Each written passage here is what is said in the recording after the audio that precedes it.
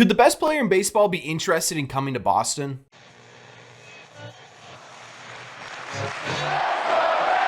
What is going on, everybody? Welcome back to Red Seat Radio. My name is Corbin, and I think one of the biggest stories going into the 2024 offseason, well, really the two biggest stories going into the 2024 offseason are going to be where Yamamoto signs and who he plays Major League Baseball with, and the other is going to be where the best player in baseball, Shohei Ohtani, signs in 2024. Now, for the most part, I think everyone's assuming that the likelihood of Shohei signing in Boston is really, really small, and that may be true, but over the last 24 hours, we saw a report that could have a legitimate impact on Shohei Ohtani's likelihood of coming to the Boston Red Sox and whether or not he's even interested in a Red Sox uniform. So what we're going to do in today's videos, we're going to break that down. We're going to talk about the latest Red Sox Shohei rumor / report. We're also going to be talking about why this report may be coming out now, why the front office changes of the Boston Red Sox may have an impact on whether or not they actually go after Shohei Ohtani, and we're going to be talking about what this report does, what these front office changes mean, and how they affect the likelihood of the Red Sox signing Shohei Ohtani. But before we get into that, do me a favor. Make sure you guys have hit that subscribe button if you haven't already. If you're new here, we talk Red Sox content almost every single day. Also, make sure you guys have hit the like button on this video as well. Helps these videos out a ton, and it would mean a lot to me. Thank you all very much for clicking on this one. Let's get into it. So there were actually two pieces of Shohei news regarding his status of free agency basically over the last 24 hours. The first doesn't really pertain to the Red Sox all that much. It was after a loss last night. Shohei Ohtani packed up his bags. He left the Angels locker room and hasn't really said anything since. The Angels have no idea what's going on, and we'll probably find out later today. There were rumored to be video of him in the Japanese airport. It does not look like Shohei's going to finish out his season with the Los Angeles Angels. Again, not a ton of information regarding his interest in the Boston Red Sox. Just figured I'd throw that in there to give you guys an update on what he's feeling like with the Los Angeles Angels. The other information to come out yesterday is definitely pertained to the Boston Red Sox, and that is a tweet put out by Peter Gammons, a guy who I think a lot of people would consider a well-respected journalist within baseball and within the sports community. His tweet came out, and it said that he reported that an NL executive long familiar with Shohei Ohtani believes he is interested in Boston, partially because of his relationship with New Balance CEO Jim Davis. Now, there is more to this tweet, but let's break down this part first, right? The fact that Shohei Ohtani could be expressing interest in coming to Boston, which is absolutely fantastic, right? Now, I know the other part of this tweet here that says that it's because of a relationship with the New Balance CEO is a bit of a stretch, right? It's a bit of a stretch to say one of the best players, if not the best player in Major League Baseball, would come to Boston because of his relationship with his sponsor, right? But crazier things have happened, and it is a direct link for the Red Sox, considering New Balance was created in Massachusetts. They have a headquarters near Boston, right? They're a very close relationship. It could be a genuine perk to having Shohei Ohtani in Boston. It could be something he's legitimately looking at. But again, right, one singular sponsorship, no matter how big it is, probably isn't a reason for a guy like Shohei Ohtani to make his way over to Boston. But that hasn't been the only thing linking him with interest to coming to Fenway. The other thing that came out earlier this year that on top of the New Balance stuff could be a legitimate factor in why he wants to play at Fenway Park is the fact that he absolutely loves pitching there. Shohei Ohtani earlier this year started a game at Fenway Park that ended up getting rained out, which of course it got rain delayed, right? This entire season has felt like one long rain delay, but either way it got rained out, and after the game, Shohei was asked about pitching in Boston. Here's what he had to say about pitching at Fenway Park. He said, quote, "It's one of my favorite ballparks. I always look forward to pitching here, but the conditions didn't allow me to have fun fully. But other than that, I always look forward to pitching here." So while being closer to a brand sponsor may not be the sort of distinguishing link to the Red Sox, this could be, right? Multiple factors could be a part in why Shohei Ohtani is interested in coming to Boston. You've now got sponsorship that's right near you, right? You've got a great relationship with the CEO. This is someone you've made batting gloves with. This is someone you've made cleats with. This is someone you know very well and would probably be more financially beneficial to be right near him and be able to go over and talk to him in person every once in a while. The other factor now too is that he loves playing at Fenway. He loves pitching on that mound. He loves hitting in that batter's box. He likes playing in Fenway Park. And to me, that's now two different factors that link Shohei Ohtani to the Boston Red Sox. That's something to get at the bare minimum a little bit excited about. Now, again, I told you there was another part of this tweet, and the other part of this tweet by Peter Gammons stated that the Red Sox have a bit of a problem with signing Shohei. Masataka Yoshida needs to be a DH, and Shohei, coming off of Tommy John surgery, which we will get into in a second, also needs to be a DH. On top of that, too, the Red Sox money needs to go to pitching. Now, there's a lot to digest in that other statement by Peter Gammons, right? And I think, in my opinion, and I think in most of your guys' opinions, right, Masataka Yoshida struggled defensively in the outfield this year, yes, but I would be perfectly fine with having Masataka Yoshida play left field for the Boston Red Sox if it meant Shohei Ohtani could DH, right? He put together an absolutely ridiculous season this year. He's one of, if not the best hitters in Major League Baseball this season. He's going to finish out the year because, again, it looks like his season's over after packing his stuff up in the Angels locker room with a league-leading, right now, 44 home runs, a league-leading 8 triples, a league-leading 412 on base percentage, a league-leading 325 total bases at the plate, and he has a 182 OPS plus.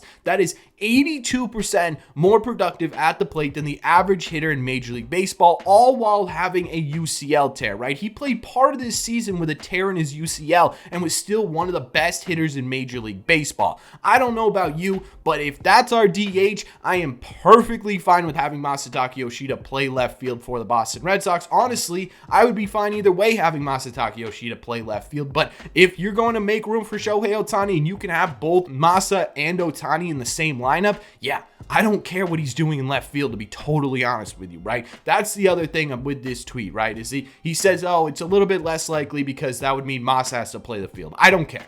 I don't care. You guys shouldn't care, right? Masa is a good hitter. Masa is not the best fielder in the world, but he's not an absolutely terrible fielder. He's not one of the worst in baseball. That's still being held by Kyle Schwarber in left field. At the end of the day, if you can get both Masa and Shohei into the same lineup, yeah, you take that risk that Masa is not going to be the best defender in Major League Baseball. I think that's an absolute no-brainer. I'm honestly not sure why that would prevent the Boston Red Sox front office or ownership from going after Shohei Ohtani. But the other part of that statement is true. So let's take a look at what the actual likelihood of Shohei Ohtani coming to Boston would be, and let's talk about why the front office changes may make it a bit more likely.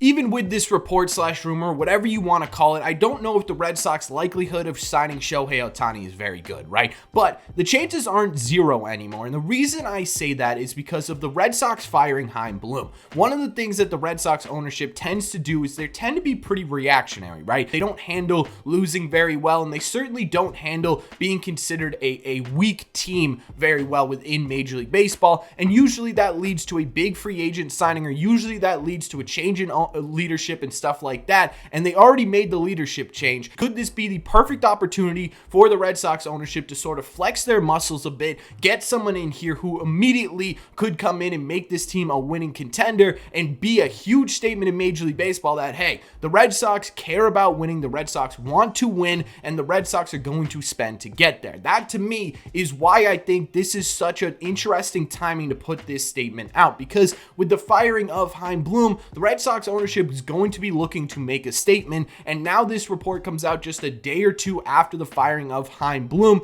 Could this be a little bit of a plant to say, yeah, the Red Sox are going to be in on some big free agents this offseason? That's a possibility as well, but again, I don't think the likelihood is very good. But with the firing of Chaim Bloom and the way that ownership usually reacts to being in losing seasons or to being considered a weak opponent in Major League Baseball, this is no longer a 0% possibility. Now, there are some concerns, I think, with Red Sox fans, and I would assume ownership as well, with signing Shohei Ohtani. The biggest one is obviously you're not going to have that immediate impact for the money you are going to pay, right? Shohei Ohtani is going to need Tommy John surgery. There's a possibility that he's going to get Tommy John surgery right now, considering he left the Angels locker room, and that could set his timeline back, right? Because even if you are going to just use him as a hitter until he's good to be pitching again, that could take 9-10 months. So Shohei's probably not going to open up the year with whatever team he signs with, meaning that the Red Sox would have to be a bit patient. They would have to sit there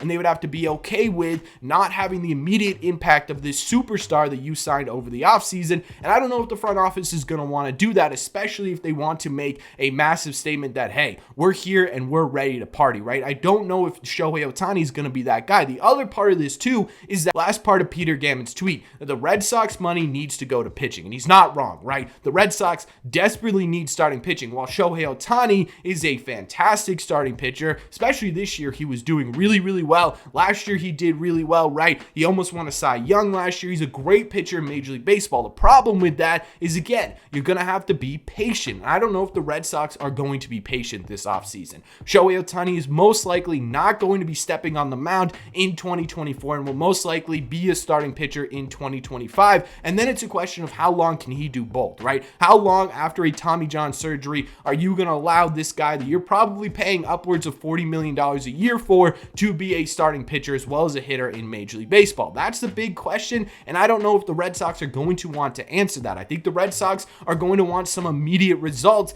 and I think it's a huge risk to invest big time starter money, big time hitter money in a guy who right now can only hit. And for right now, you don't know what's going to look like when he steps back onto the mound. And to me, that's a massive risk for this ownership to take. Now, obviously, if Shohei comes back and he's fully healthy in 2025, that's a huge boost to the Boston Red Sox. But if they want to make a statement and be legitimately competitive in 2024, Shohei can't be the only person you sign. If you do sign Shohei Ohtani, you're going to have to go after a Yamamoto. You're going to have to go after a trade for Burns, Woodruff, someone to man the top of this rotation and hope that the rest of your rotation holds up until Shohei Ohtani can come back in 2025. And again, if the Red Sox want to win now, I don't know if that's exactly the best plan. So there are a couple of different problems when you're looking at whether or not the Red Sox should sign Shohei. And again, I don't know if this report's put the Red Sox in legitimate contender territory for being a Shohei Ohtani destination, but it is definitely interesting to talk about. And honestly, I think it's a fantastic thing that the Red Sox are being included with these big free agents again, right? We haven't really seen this in the Bloom era, and that's, again,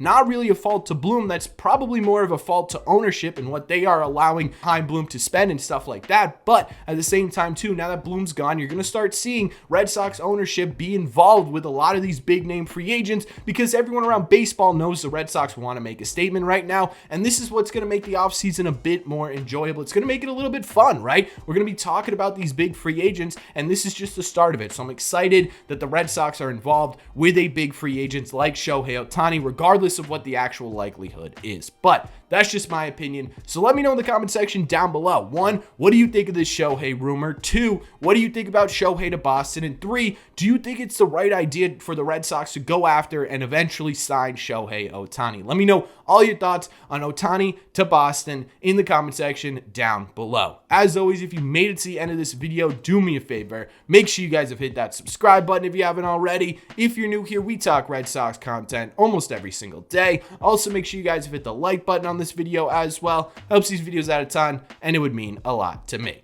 Thank you all very much for clicking on this one, and I will see you in the red seats.